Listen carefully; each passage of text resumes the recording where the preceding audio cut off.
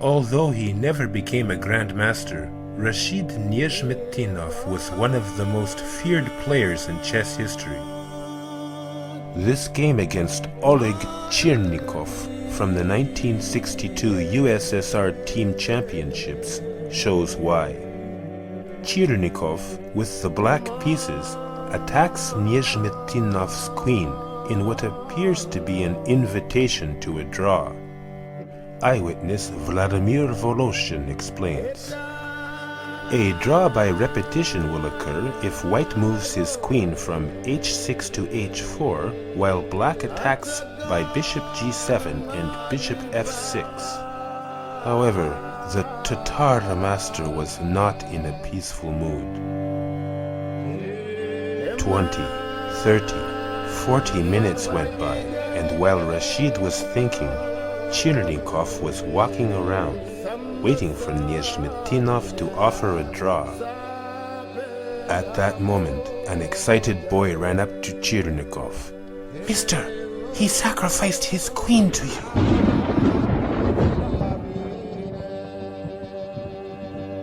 I did not see Chirnikov walk around anymore after that. Vladimir Voloshin.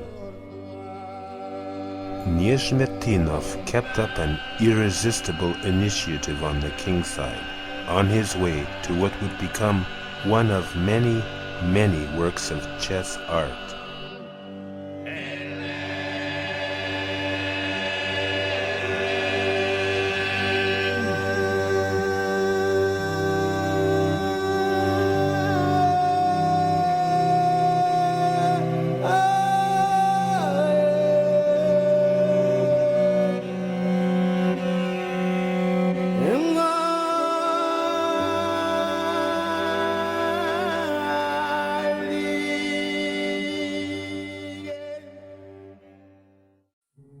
Rashid Gibratovich Nezhmetdinov was born in 1912 in Aktyobinsk, a tiny town on the steppes of Kazakhstan.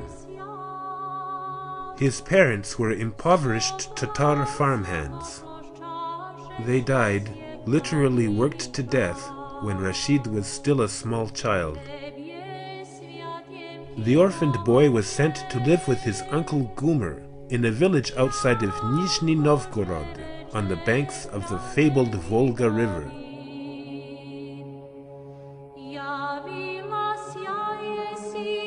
Conditions here were no better, however, due to the aftermath of the Russian Civil War, which had devastated the region from 1918 to 1923.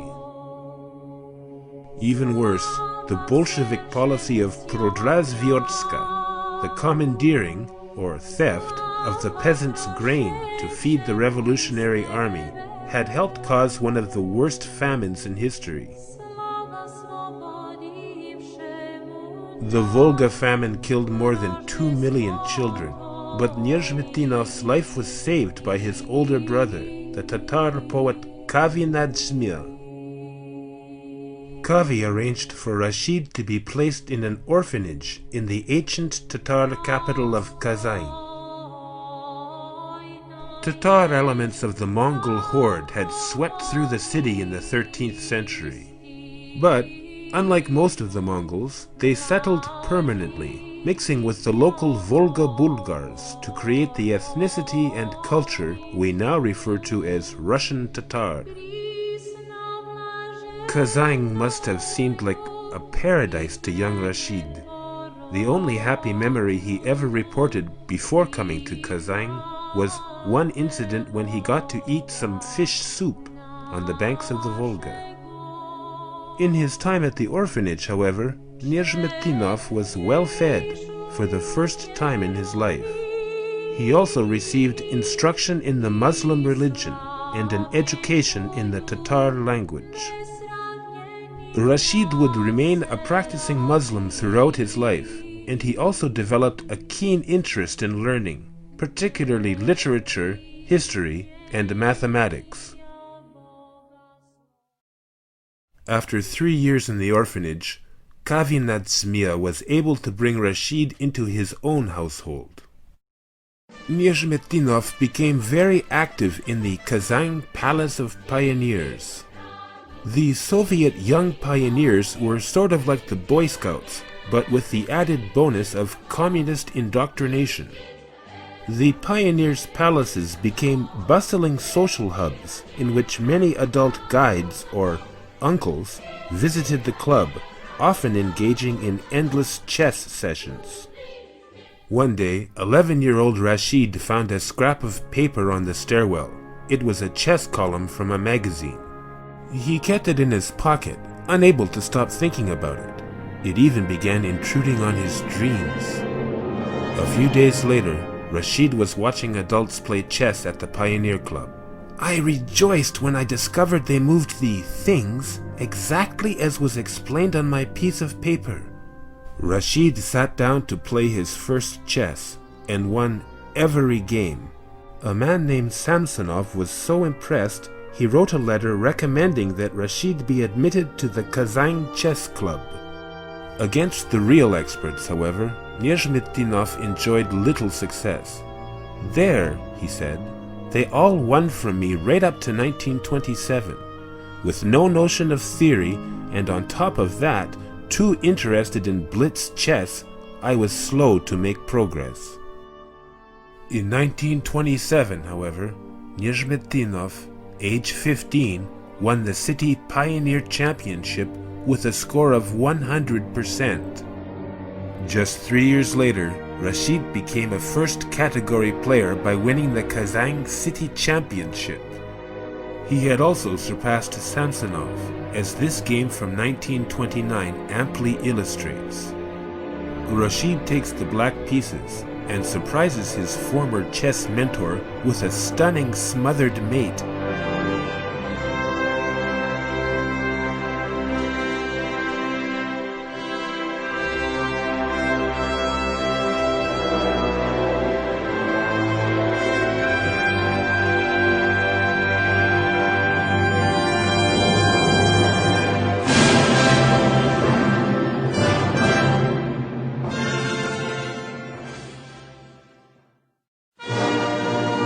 In 1930, Nezhmetdinov graduated high school. He briefly attended the Kazan Institute of Technology and took courses in weights and measures with the idea of obtaining employment in the Standards Bureau. Lack of funds, however, forced Rashid to drop out. His brother, Nezhmetdinov, was a poorly paid newspaper editor and couldn't afford Rashid's upkeep any longer. And so it was that Nezhmetdinov joined the Communist Party and set off for Odessa, Ukraine, to make his own way in the world. Neither Rashid nor his brother had ever blamed the Bolsheviks for the famine that had almost killed him. In fact, just 1 year earlier, Nezhmetdinov had published Coastal Fires, a prize-winning short story glorifying the Bolshevik role in the Russian Civil War. As for Rashid, he had enjoyed nothing but positive experiences as a member of the Soviet Palace of Pioneers. As it turned out, his Communist Party membership would put him in good stead in Odessa. In 1931, Odessa was a famed holiday resort on the Black Sea, but Rashid wouldn't get much beach time. He toiled all day long as a stoker in a steel mill. After work, however, Nezhmetdinov spent all his free time at the Odessa Chess Club. The club met daily in Vorontsov's palace, which had been seized by the Bolsheviks in 1917, and currently served as seat of the Odessa Soviet. As a chess-obsessed party member, Rashid fit right in. For 3 years, he knocked heads with Odessa's best first-category players. In 1931, Odessa had no chess masters, but it would soon produce an international grandmaster, later destined to meet Rashid over the board. That wouldn't happen for some time, however. In 1931, Yefim Geller was only 6 years old.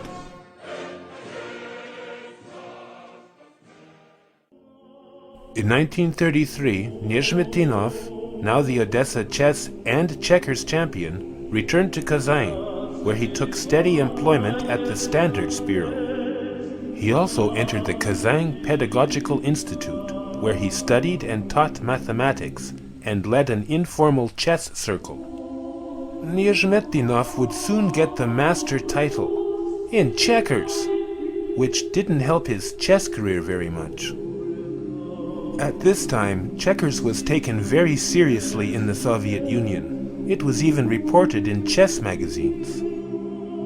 However, Rashid soon received a rude awakening in the All-Union tournament in Rostov-on-Don. In 1934-35, I was mainly occupied by the study of checkers. Only in 1936 did I cross swords with stronger first-category chess players, Ufintsev and Dubinin. They gave me a good thrashing. Rashid understood now it was necessary to undertake a serious study of chess. But he then fell ill and was hospitalized for many months. However, in his typically optimistic fashion, Nezhmetdinov recognized this as an opportunity.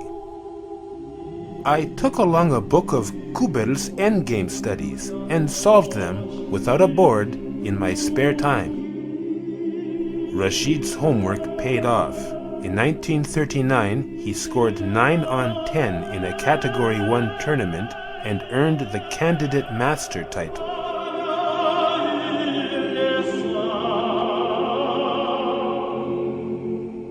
After graduating university in 1940, Rashid was called to military service.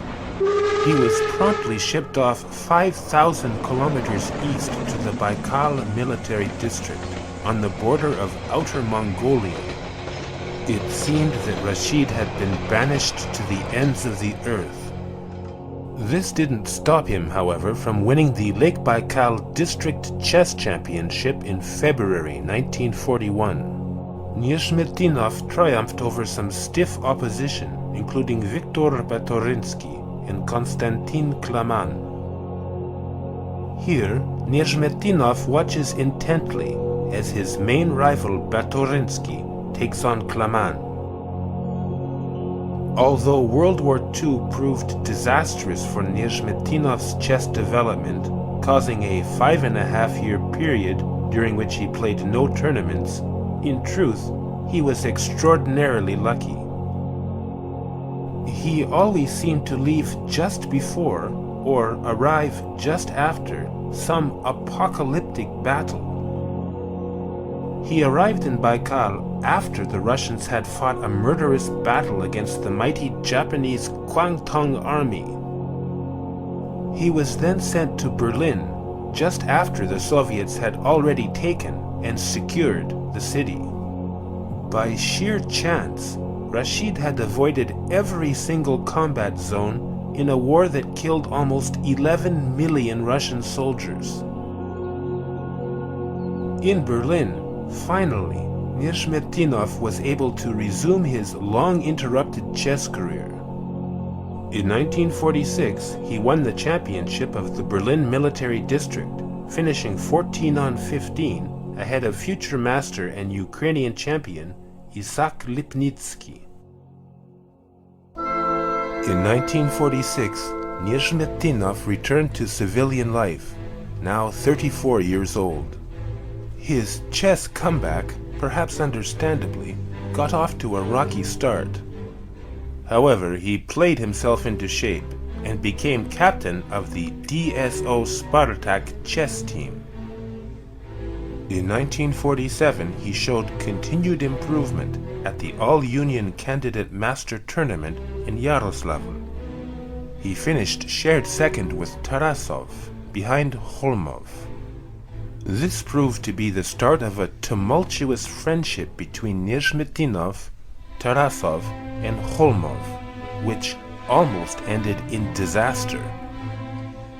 In 1947, however, all was well with the world. At Yaroslavl, Rashid had filled his second master norm and was now entitled to an examination match for the title of Soviet Master of Chess. Georgy Lizitsyn was appointed to be Rashid's examiner. However, After studying Lizitsin's games for months, Rashid was stunned to receive a telegram just days before the match. The Soviet Chess Federation informed him that the master Vladas Mikenas would now be his examiner. At the 11th hour, Nezhmetdinov furiously prepared by analyzing a recent article Mikenas had written on his favorite weapon, Alyekhin's defense. Mikenas promised to be a formidable opponent. In the great tournament at Kemeri 1937, he had defeated Alexander Alyekhin with the black pieces. Even worse, the game had been photographed. Alyekhin did not speak to Mikenas for years after. However, Nezhmetdinov had prepared well for Mikenas' favorite night hunt variation of Alyekhin's defense.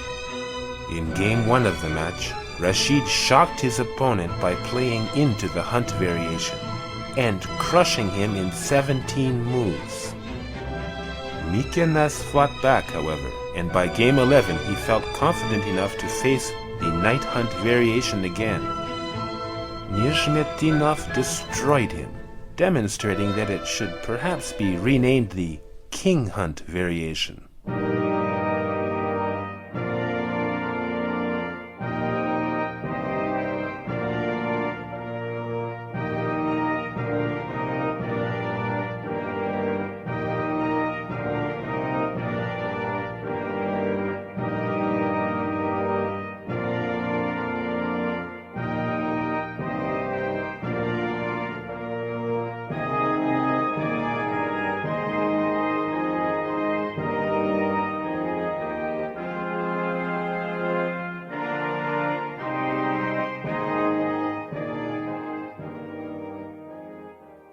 After Game 11, Mikenas did not try Alyekhin's defense again. In the end, the match was a tie, but since the examiner got draw odds, Rashid did not receive the master title. Still, he was encouraged by the result. It did not bring me the master title, but analysis of the games instilled in me confidence that the title was not far off. Despite this optimism, the next 2 years proved frustrating for Nezhmetdinov. Characteristically, he was brutally frank about his own performance. I suffered a fiasco in my games against masters. In 1950, however, Rashid earned the right to play in the Russian Federation's championship in Nizhny Novgorod. These championships were contested among members of the Russian Federations only, and were thus less strong than the USSR championships, the holy grail in Soviet chess. However, this year's field was particularly strong, featuring Grandmaster Isaac Boleslavsky.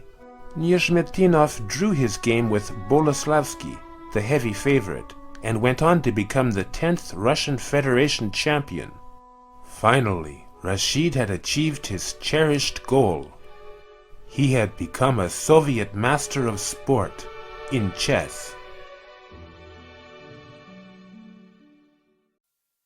Nezhmetdinov, the champion of the Russian Federations, returned to a hero's welcome in Kazan. Fans were even more delighted when he again won the RSFSR title at Yaroslavl, 1951, ahead of Krogios. At the semi-finals of the USSR Championships in Baku, however, trouble was brewing.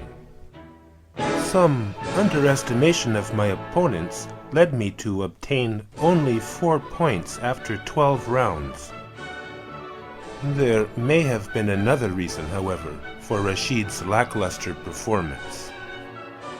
Nezhmetdinov, Tarasov, and Kholmov had become boisterous drinking partners. In Baku, the triumvirate, as they were known, treated their hotel room as if they were rock stars. Rashid was on the balcony, hurling plates and crockery to the street below. Kholmov attempted to bring him inside, and soon the two were locked in noisy battle. Tarasov tried to separate the combatants, without much success. Unfortunately, the hullabaloo attracted the attention of Grandmaster Alexander Kotov. Kotov had been assigned as an observer on behalf of the Soviet Sports Committee. In fact, it's widely believed that he worked for the KGB at this time.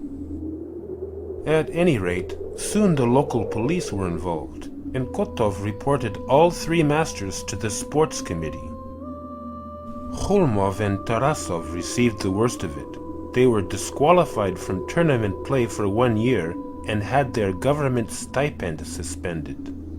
Rashid, the only Communist Party member in the group, retained his stipend and was disqualified for a shorter period of time.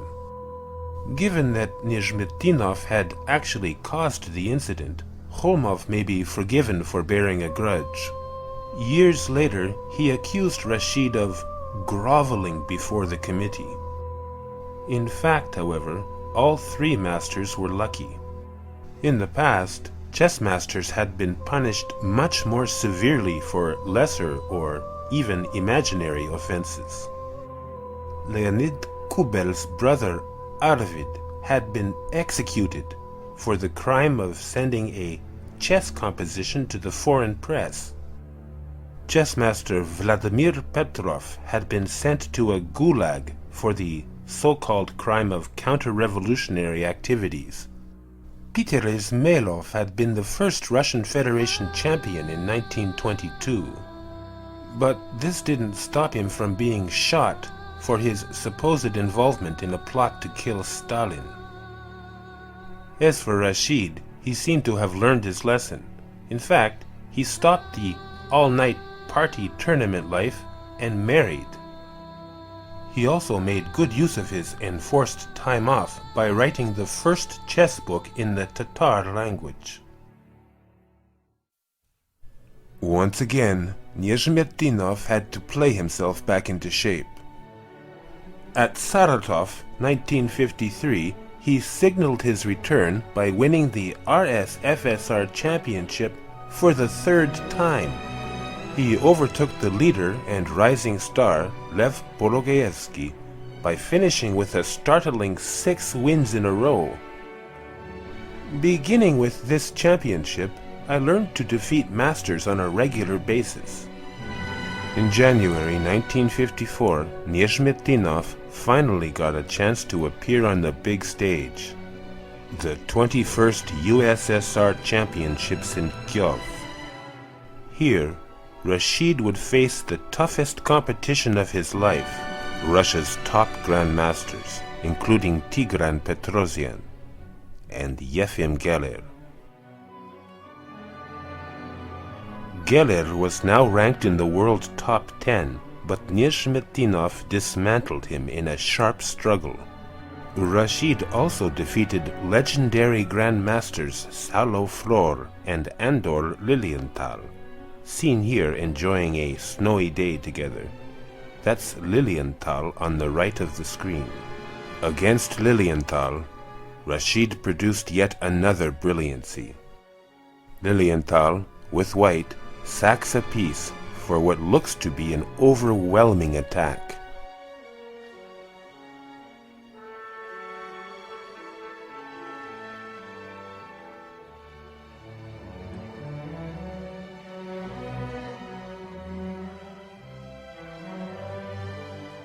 Here, black appears to be utterly without hope.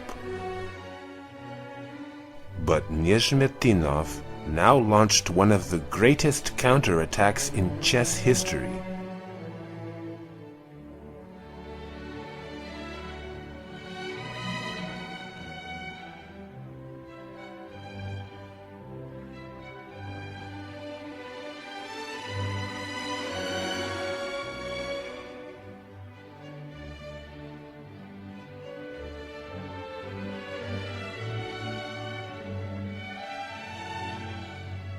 Rashid finished the event shared 7th, but he had proven a point by scoring 4.5 on 7 against grandmaster opponents. The death of Stalin helped bring Nezhmetdinov the opportunity to appear on the international stage. Stalin's successor, Nikita Khrushchev, adopted a less repressive de-Stalinization program. In this new era, travel restrictions for Soviet sportsmen were lessened. In 1954, the Soviet Chess Committee decided to answer foreign critics who claimed they only ever sent their strongest grandmasters abroad. The idea was to send 4 of Russia's mere masters to the international tournament in Bucharest, 1954. Nezhmetdinov was chosen, along with fellow masters Semyon Forman, Viktor Korchnoi, and his old friend Ratmir Kholmov. The Soviet Sports Committee spared no expense. Before the tournament, the 4 masters were summoned to Moscow. Here, they underwent rigorous preparation under the guidance of Isaac Boleslavsky and David Bronstein. In Bucharest, Nezhmetdinov would face international masters for the first time. Ludiek Pachman, Miroslav Filip, Robert Wade, Bogdan Sliva, and international grandmaster and tournament favorite Gideon Stalbari. In round 5, Rashid took the white pieces against Italian master Enrico Paoli and sacrificed 2 knights for a vicious attack.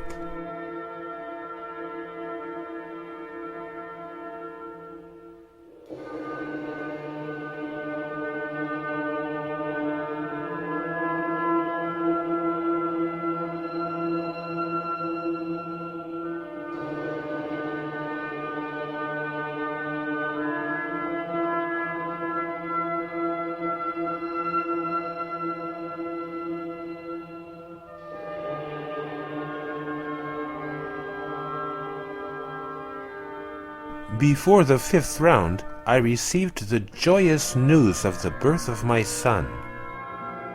At the end of the round, I sent a telegram to my wife. I congratulate you on the birth of our son, and I dedicate my game with Paoli to him. Nezhmetdinov shared the lead with Korchnoi, back and forth throughout the event, until the last round. In the end, Korchnoi edged Rashid out. Nezhmetdinov finished clear second. With his typical generosity, however, Nezhmetdinov summed up the experience. And so yet another international competition ended with the victory of a representative of the Soviet chess school. Though he didn't win, Rashid's scintillating performance on the world stage earned him the title of International Master.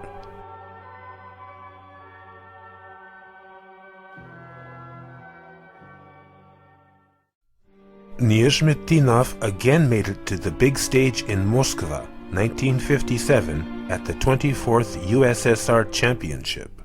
Though he only managed 13th place, Rashid distinguished himself in games against 2 future world champions. In 1957, Mikhail Tal was only 21 years old, but he had already electrified the chess world with his sacrificial romantic style. In round 6, Nezhmetdinov took white against the magician of Riga. Playing in a style similar to Tal's, Rashid seemed to have him in some kind of self-imposed zugzwang. Here, Tal appears unable to find effective counterplay, or even a useful plan. Rashid soon took advantage of this uncertainty, and punished his foe with a spectacular attacking sequence.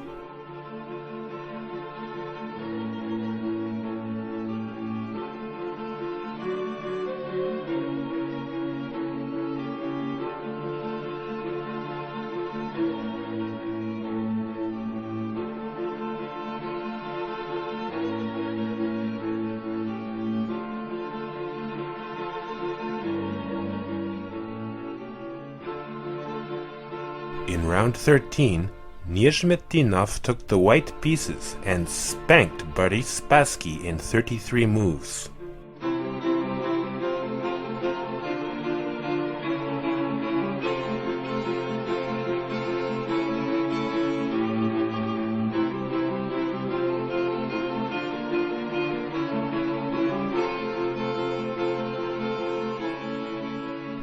Spassky resigned here because of the crushing threat Queen to e6 check, which wins by force majeure.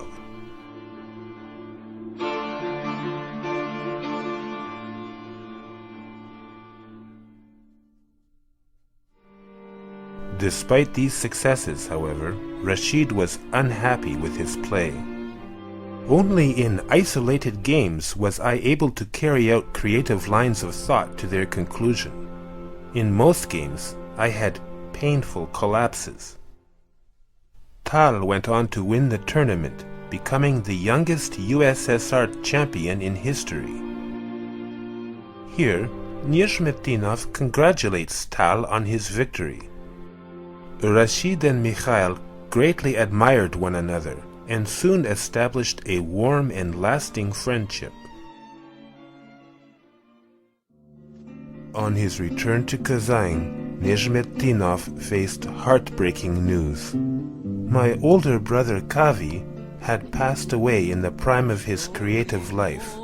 A prominent Tatar author, he had helped me in many, many ways. Later that year, however, Rashid was honored with a government medal for achievement in the field of chess art. This profoundly moved me and helped me overcome my artistic depression.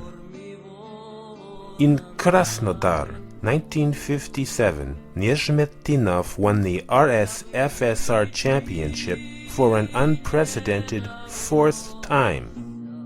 He was flushed with new life then when he boarded the train to Sochi, 1958, on his way to glory. At the beautiful Black Sea resort of Sochi, Nezhmetdinov won his fifth Russian Federation's championship. In the process, he played his immortal against Lev Pologaevsky.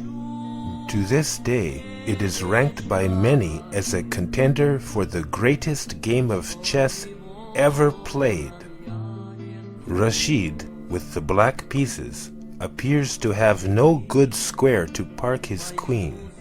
His solution to the problem became one of the most spectacular moves of all time. Rook takes f4. Pologaevsky was pole-axed. Sunk in thought for a long time, I understood I was to say goodbye to all hope, and that I was losing a game that would be spread all over the world. Lev Pologaevsky.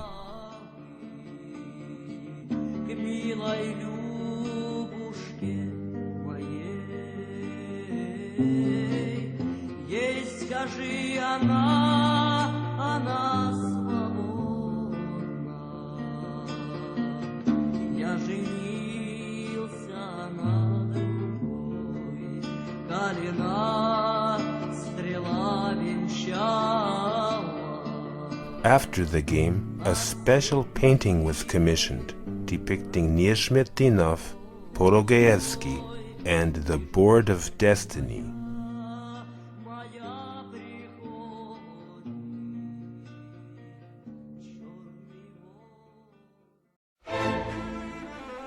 Nezhmetdinov carried his fresh momentum through 1958. At Vilnius, he served as captain for the Russian Federation in the USSR Team Championships. Under Rashid's leadership, the underdog RSFSR managed third place out of 9.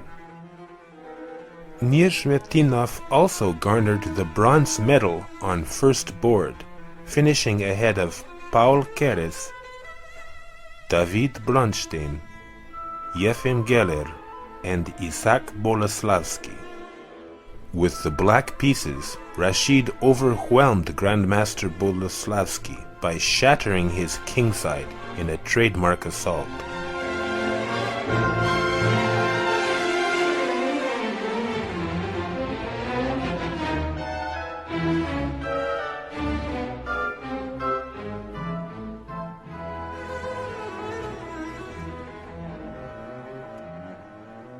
In 1959, however, Nezhmetdinov began to feel the effects of his age in relation to his competitors, or so it seemed.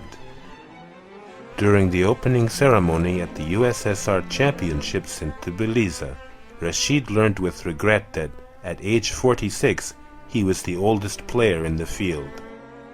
Perhaps the only bright spot was an artistic win with the white pieces over David Bronstein, who proved unable to withstand yet another irresistible kingside attack from the Tatar master.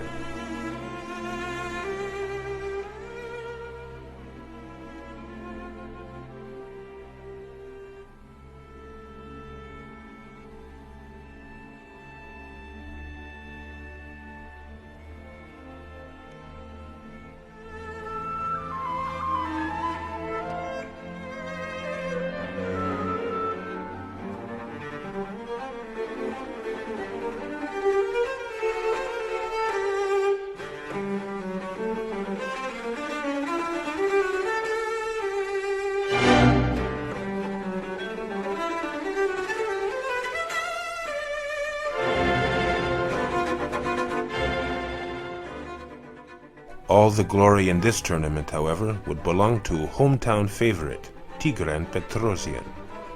The Iron Tiger delighted Tbilisi fans by triumphing over a particularly strong field, including the Young Turks, Tal and Spassky. For his part, Nezhmetdinov opined on his own disastrous performance. "You think you are close to success. All of a sudden, everything falls to the ground. Your hand is empty. The firebird has flown to another." Nezhmetdinov's slump lasted almost 2 years, but he refused to indulge in despair. He was well known by his colleagues and friends for his oft-repeated mantra, "Our day will come." And so it did, in 1960, although in somewhat unusual fashion. Mikhail Tal had begun preparations for his World Championship match against Botvinnik. Everyone knew that Mikhail relied heavily on his friend and countryman, Alexander Koblenz, for preparation in opening theory. However, Tal startled the chess world by asking Rashid to join his team. In 1960, I asked my friend Rashid Gibyatovich to help me prepare, and I think this move was surprisingly successful. Nezhmetdinov was not a theoretician in the conventional sense of the word, but his ideas attracted my attention with their paradoxes. At first, they proved very dangerous for opponents. Mikhail Tal. And so it was that Rashid, often acting as a sparring partner, helped his friend become the chess champion of the world.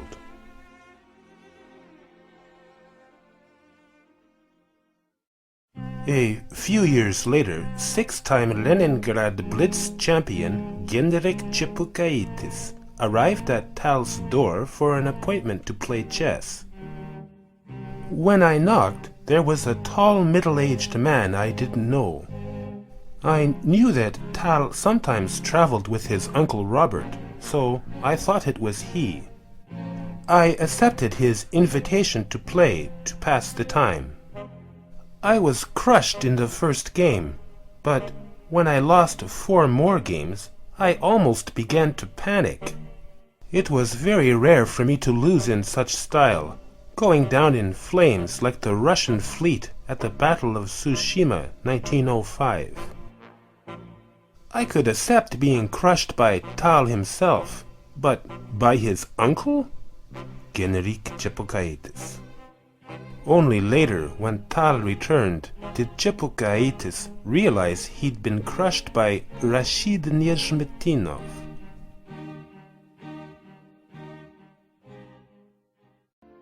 "1961 would prove to be yet another renaissance for the Tatar master.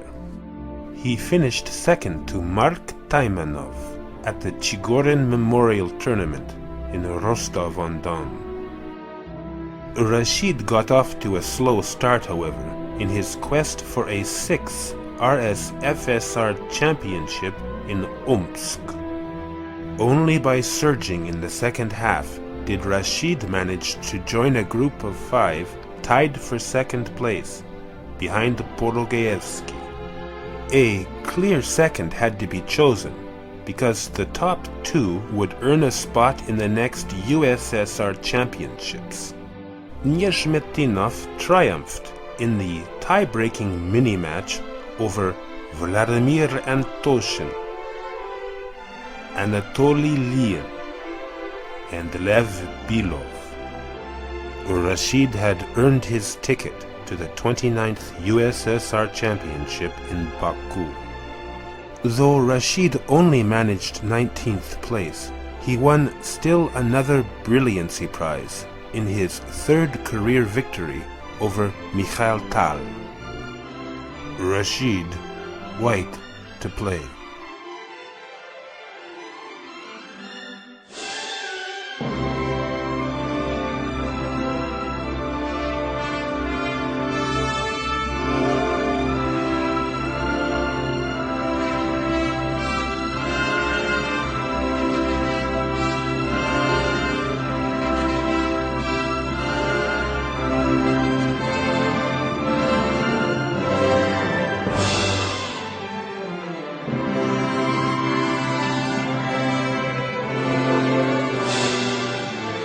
Commentators were so struck by the beauty of this game that they dubbed him Evergreen Rashid. Tal was so overwhelmed by Rashid's art that he later told a journalist that "This is the happiest day of my life."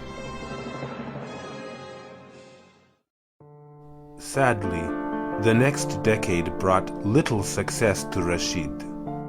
He did compete in his 5th USSR championship in Kharkov, 1967, but this was an unusual event. It was not difficult to qualify, since 130 players were invited to play in a Swiss tournament. The idea was to celebrate the 50th anniversary of the October Revolution by allowing mass participation in this year's championship. Even against such a diluted pool of talent, Nezhmetdinov just barely scored over 50% to share 27th place with 14 other players. Tal, who shared first with Porogeevsky, joked that the Swiss system is good. We should adopt it again for the 100-year anniversary of the revolution. In 1973, Nezhmetdinov traveled to the ancient city of Daugavpils to compete in the Latvian Open. Rashid was now 60, and his hard-living past was catching up with him. He fell ill during the tournament, managing only shared 3rd against a less than stellar field. He did not finish his last game. I am both sad and pleased that Rashid Gibiatovich came to my home in Latvia for his last tournament. He did not take first place, but the prize for beauty, as always, he took with him. Mikhail Tal. Nezhmetdinov did indeed add a final brilliancy prize to a long, long list of games for the ages. Rashid, black to play versus Karushev.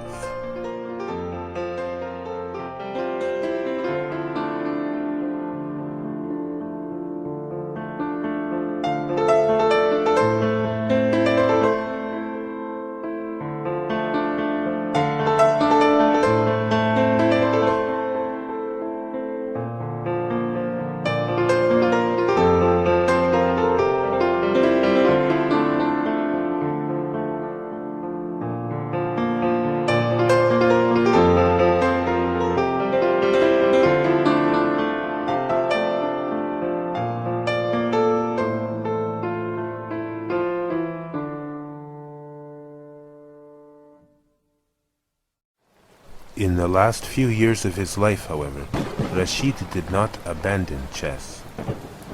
He continued to coach the Kazan chess team and gave many simultaneous exhibitions. He worked especially hard on cultivating the development of young players. Rashid became mentor to a whole new generation of Kazan chess masters and enthusiasts. As Kazan historian Lilia Sabirov explains, Nezhmetdinov maintained his optimism and good cheer to the end. He lived in Bauman Street, above the grocery store near the church. He often walked to the old city chess club. You could go right up to him with a greeting, and he'd turn to you with raised eyebrow. "With whom do I have the pleasure to speak?" he'd say. And he'd discuss any topic, chess, literature, history, just about anything at all. Lilia Sabirov. Rashid Gibeatovich Nezhmetdinov died in the summer of 1974. And his legacy has proven vexing for many. Why, for example, did he never become a Grand Master?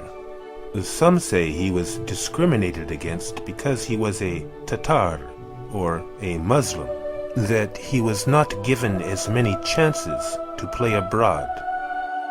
You'd never hear anything like that from Rashid himself, however. I came into chess too late, a 17-year-old old man with no theoretical training. Yes, I could play some games with brilliance and win prizes for beauty and creative content, but I was never able to achieve the holistic skills necessary for Grandmaster level. Rashid Nezhmetdinov. Perhaps Rashid's legacy is best explained by his fellow masters. If he had the attack, he could assassinate anybody. Yuri Averbach. Rashid Nezhmetdinov is a virtuoso. David Bronstein. No one understands combinations like Nezhmetdinov. Mikhail Botvinnik. Nezhmetdinov? He was, to the highest degree, Grand Master of chess beauty. Max Oewe. Players die, tournaments are forgotten, but the works of great artists are left behind them to live on forever. Mikhail Tal.